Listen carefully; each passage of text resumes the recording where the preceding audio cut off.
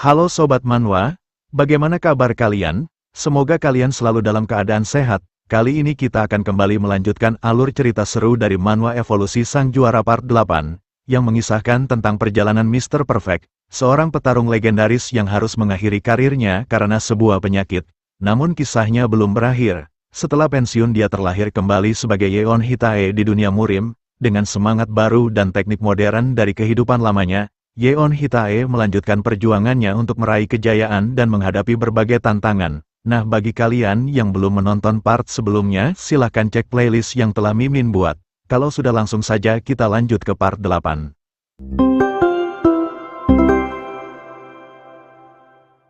Di part sebelumnya, Yeon menantang Dam Hogae bertarung untuk melihat sejauh mana kekuatannya, namun Yeon berakhir dengan sangat kacau. Ia merasa sangat kesal karena dikalahkan dalam pertarungan jarak dekat yang merupakan keahlian khususnya. Melihat Yeon yang tersungkur dan sulit untuk berdiri, Dam Hogae dengan santainya menanyakan apakah Yeon masih ingin melanjutkannya. Ia sedikit meledek dan memanas-manasi Yeon dengan mengatakan apakah hanya segini yang dapat dilakukan oleh teknik penghancur biji milik Yeon. Mendengar hal itu, Yeon kembali merasa bersemangat sambil menahan sakit di rusuknya. Ia menegaskan kepada Dam Hogae bahwa tentu saja ini hanyalah sebuah pemanasan dan pertarungan seru mereka baru saja akan dimulai. Minhwa yang melihat kondisi Yeon merasa sedikit khawatir. Ia bergumam dan bertanya-tanya apakah Yeon benar-benar masih bisa melanjutkan pertandingan ini. Menurutnya Yeon memang memiliki energi internal Ki yang lebih banyak dari Dam Hogae, namun perbedaan pengalaman bertarung mereka terlampau sungguh besar. Perlahan Yeon mulai bangkit dan berjalan sambil menahan sakitnya. Minhwa yang melihatnya tak habis pikir. Ia bergumam mengatakan kalau Yeon hanya menyiksa dirinya, padahal seharusnya ia sadar kalau dia tak mungkin memenangkan pertandingan ini. Dam Hogae yang menghormati lawannya langsung bersiap mengambil posisi bertarung. Ia meminta Yeon untuk mengeluarkan semua yang dia miliki. Tanpa ragu sedikit pun Yeon langsung melesat cepat ke arah Dam Hogae dan bersiap melancarkan serangan lebih dulu. Dengan cepat Dam Hogae juga melesat ke arah Yeon. Ia dengan lantang menyebut gerakan Yeon sangat sederhana dan mudah dibaca sambil menghunuskan tongkatnya. Tongkat itu tepat mengarah ke wajah Yeon yang sedang bergerak cepat. Dalam sekejap itu Yeon dapat melihat lintasan tongkat tersebut dan menyadari kalau itu hanyalah gerakan tipuan dengan tujuan menargetkan tempat lain seperti yang dilakukan Dam Hogae sebelumnya. Benar saja, lintasan tongkat itu berubah melengkung dan mengincar sisi wajah bagian kanan Yeon, namun karena Yeon telah menyadarinya sehingga dengan sigap ia langsung menahannya menggunakan tangannya, di mana itu membuat Dam Hogae cukup terkejut. Dengan cepat Yeon langsung masuk ke sisi bagian kanan Dam Hogae layaknya seorang petinju yang siap melancarkan serangan ke arah rusuk, namun dengan sigap Dam Hogae langsung melompat dan menjaga jarak membuat Yeon tak bisa melancarkan serangan. Tak hanya itu, seketika Dam Hogae juga memberikan serangan balasan di mana itu membuat Yeon menjadi panik karena itu bukanlah gerakan tipuan. Beruntung di detik-detik akhir Yeon berhasil menundukkan kepalanya sehingga ia berhasil menghindari serangan berbahaya tersebut yang hampir saja merusak wajah tampannya. Setelah menghindari serangan tersebut, Yeon dengan cepat langsung memperkecil jarak di antara mereka sambil melayangkan tinjunya. Dam Hogae yang berada di udara tak sempat meresponnya karena pergerakan Yeon yang sangat cepat membuatnya harus terkena pukulan tersebut dan terhempas cukup jauh. Namun meski begitu serangan tersebut tak ada apa-apanya bagi Dam Hogae. Ia dengan cepat memutar tubuhnya di udara dan kembali bersiap dalam posisi bertarung. Ia merasa sangat senang dan mengatakan kalau ia tidak menyangka Yeon sudah bisa beradaptasi dengan teknik tipuannya dan bahkan mendaratkan sebuah serangan padanya. Dam Hogae dengan kegirangan mengucapkan terima kasih kepada Yeon karena telah membuat darahnya mendidih. Dengan lantang Dam Hogae mengatakan kalau mulai sekarang ia akan mengerahkan segalanya dan meminta Yeon untuk mempersiapkan diri. Sambil melesat cepat menyerang ke arah Dam Hogae, Yeon bergumam dan mengakui kalau saat ini ia memang belum berpengalaman bertarung di dunia Murim. Namun meski begitu Yeon menegaskan kepada dirinya kalau yang dibutuhkannya sekarang bukanlah kemenangan melainkan sebuah pengalaman yang bisa membantunya bertumbuh dengan cepat. Oleh sebab itu Yeon mengerahkan seluruh kemampuannya dalam pertarungan kali ini tanpa memperdulikan apakah ia akan berakhir kalah dengan sangat menyedihkan. Dam Hogae yang serius ia juga mulai mengeluarkan tekniknya yang belum ia perlihatkan, di mana ia menusuk tongkatnya dengan sangat cepat dan bertubi-tubi ke arah Yeon yang datang menyerang. Meski begitu Yeon mampu melihat semua lintasan tongkat tersebut yang membuatnya berhasil menghindari semua serangan yang datang padanya menggunakan gerakan anehnya. Perlahan-lahan Yeon terus mendekat sambil terus menghindari semua serangan dengan pergerakan yang sangat cepat dan lihai. Namun Dam Hogae tentu saja tak mungkin membiarkan Yeon mendekatinya dengan mudah. Sehingga ia pun menambah kecepatan serangannya di mana itu membuat Yeon menjadi kewalahan menghindari semua serangan tersebut yang datang dengan bertubi-tubi. Alhasil Yeon akhirnya tak dapat menghindari semua serangan tersebut yang membuatnya harus terpukul mundur. Meski begitu Yeon sama sekali tak menyerah, ia menahan semua serangan tersebut menggunakan tubuhnya bahkan jika tubuhnya harus hancur. Dengan tekad yang kuat Yeon terus melangkah maju sambil menahan rasa sakit di sekujur tubuhnya terkena hantaman tongkat Dam Hogae yang datang dengan sangat cepat dan bertubi-tubi. Dengan tekad dan semangat yang membara Yeon berteriak mengerahkan seluruh kemampuannya di mana ia melapisi tubuhnya dengan ki miliknya untuk memanilisir kerusakan pada tubuhnya sekaligus meningkatkan kecepatan pergerakannya. Dengan ini perlahan Yeon kembali dapat melihat lintasan tongkat Dam Hogae yang sangat cepat dan berhasil menghindarinya dengan sangat baik. Meski telah dihajar habis-habisan namun Yeon malah semakin bersemangat. Dengan penuh kegirangan ia bergumam mengatakan kalau ia sangat bersyukur bisa bereinkarnasi ke tempat ini. Karena menurutnya pertarungan seperti ini sangat mendebarkan dan belum pernah ia alami dalam kehidupannya sebelumnya. Yeon mulai kembali mengingat dirinya sebagai Mr. Perfect dan menyadari kalau ternyata selama ini instingnya sebagai petarung telah lama hilang akibat selalu berada di puncak.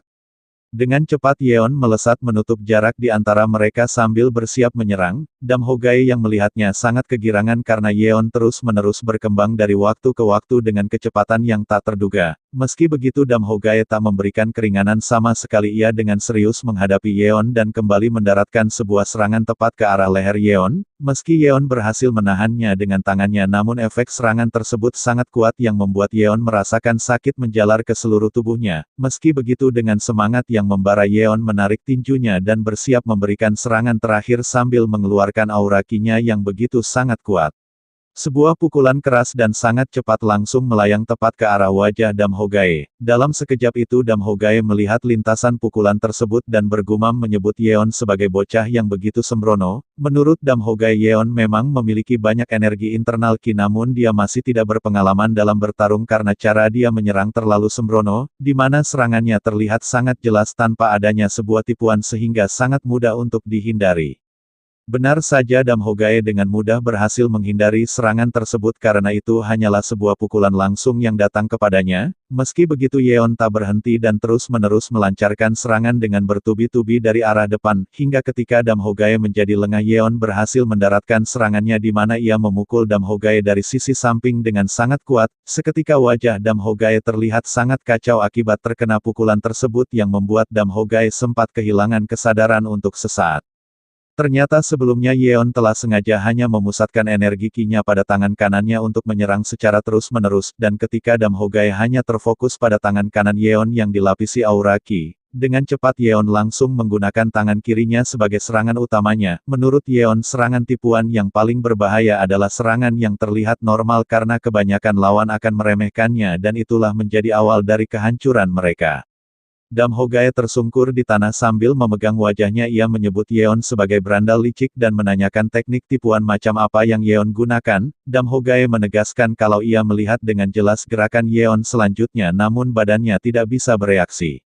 Mendengar hal itu Yeon kesulitan untuk menjelaskannya, ia merasa tipuan seperti itu sangat sederhana namun entah mengapa orang di dunia murim kesulitan untuk memahaminya. Dengan sedikit meremehkan Yeon menegaskan bahwa sepertinya pertarungan mereka telah berakhir di mana Yeon menyatakan bahwa sepertinya ini adalah kemenangannya.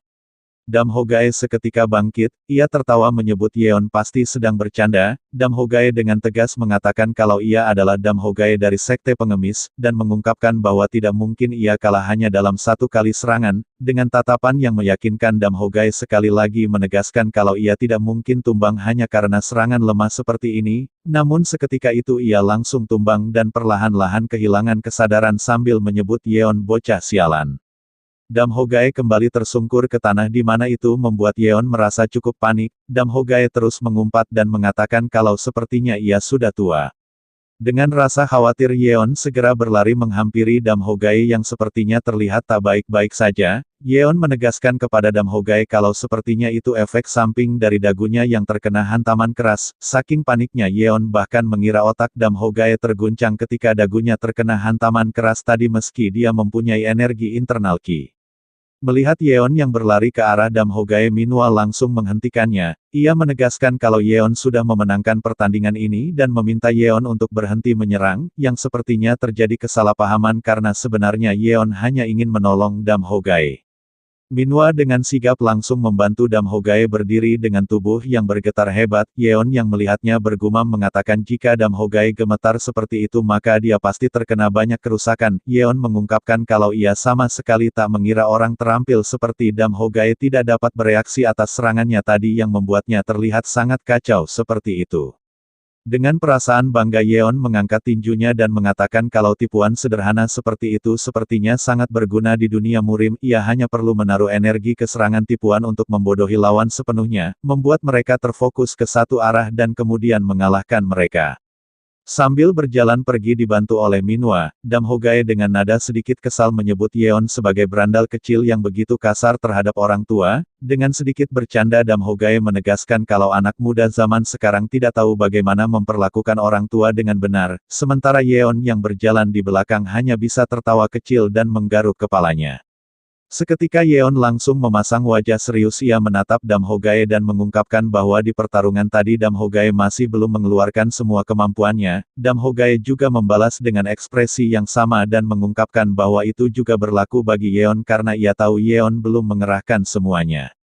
Minwa kemudian menyandarkan Dam Hogae di sebuah pohon untuk beristirahat. Dam Hogae mengatakan kalau ia mungkin tidak terlihat menyukainya mengungkapkan hal ini tetapi dia adalah tetua sekte pengemis yang terhormat. Sambil meraba bajunya ia mengungkapkan kalau ia sebenarnya telah mengumpulkan beberapa informasi terhadap Yeon. Dengan perasaan kesal Dam Hogae mengatakan sepertinya informasi tentang Yeon yang didapatkannya sama sekali tidak akurat. Ia dengan lantang mengatakan akan menghajar dengan baik orang yang telah mengumpulkan informasi ini dan memberikannya padanya. Dengan perasaan sangat kesal Dam Hogae mulai membaca informasi tentang Yeon yang didapatkannya. Di situ dikatakan bahwa Yeon selalu menggunakan gerakan yang terlihat seperti menari dan bela dirinya berfokus pada kedua tinjunya. Dam Hogae dengan penuh kekesalan sekali lagi bertanya-tanya bagaimana informasi ini bisa salah. Sementara Yeon ia hanya memalingkan wajahnya sambil sedikit tertawa menyebut pertandingan mereka tadi sangat seru. Tiba-tiba Dam Hogae langsung menatap Yeon dengan aura yang mengintimidasi. Ia menegaskan bukankah Yeon masih punya janji yang harus dia tepati kepadanya. Mendengar hal itu Minwa menjadi begitu bersemangat ia langsung menghampiri Yeon dan menanyakan janji macam apakah itu. Sementara Yeon ia merasa sangat risih karena Minwa terlalu dekat. Ia bergumam dan mengumpat menyebut Minwa wanita sialan yang suka ikut campur. Tanpa menjawab sama sekali Yeon langsung melarikan diri. Dengan wajah polosnya ia meminta Minwa untuk pergi meninggalkan mereka berdua karena pertandingannya sudah selesai. Yeon mengungkapkan kalau ia masih punya urusan sesama lelaki dan meminta Minwa untuk tidak ikut campur. Mendengar hal itu seketika raut wajah Minwa terlihat sangat kesal. Ia mengumpat dengan lantang menyebut Yeon bocah bajingan. Tak hanya itu ia dengan lantang bahkan kembali mengeluarkan jurus andalannya, dengan mengatakan kepada Dam Hogae kalau ia telah menghubungi Tuan Gujiam San pendongeng handal, di mana itu membuat Yeon langsung terhenti seketika merasa harapannya terlepas dari Minwa langsung sirna. Dengan raut wajah kekesalan Yeon mengumpat menyebut Minwa sebagai wanita jalang yang sangat gigih. Sementara itu terdengar suara Dam Hogae yang mengatakan kalau ia ingin sekali bertemu dengan Gujiam dan meminta Minwa untuk membawanya pergi bertemu dengannya. Dengan penuh kekesalan Yeon kembali menghampiri Minwa dan berteriak menyuruh Minwa untuk berhenti mengganggu mereka. Melihat mereka yang terus bertengkar Dam Hogae lantas menanyakan kemanakah mereka berdua akan pergi setelah ini. Yeon seketika menjadi tenang dan mengungkapkan kalau ia akan pergi ke Provinsi Anhui. Sementara Minwa dengan wajah cantik dan polosnya mengungkapkan kalau ia punya beberapa bisnis di Provinsi Anhui dan sepertinya ia juga akan pergi ke sana. Mengetahui kalau ia akan bertemu dengan wanita gila ini lagi Yeon benar-benar tak bisa berkata-kata dan hanya berdiri mematung. Sementara Minwa dengan penuh semangat dan kegirangan langsung mengajak Dam Hogae untuk ikut saja bersama mereka ke Provinsi Anhui. Dengan wajah polosnya Minwa menatap Yeon dan mengatakan kalau mereka berdua sangat senang jika Dam Hogae mau ikut bersama mereka, dengan tawa liciknya sekali lagi ia menegaskan kalau Tuan Yeon pasti sangat menyukai perjalanan seru ini.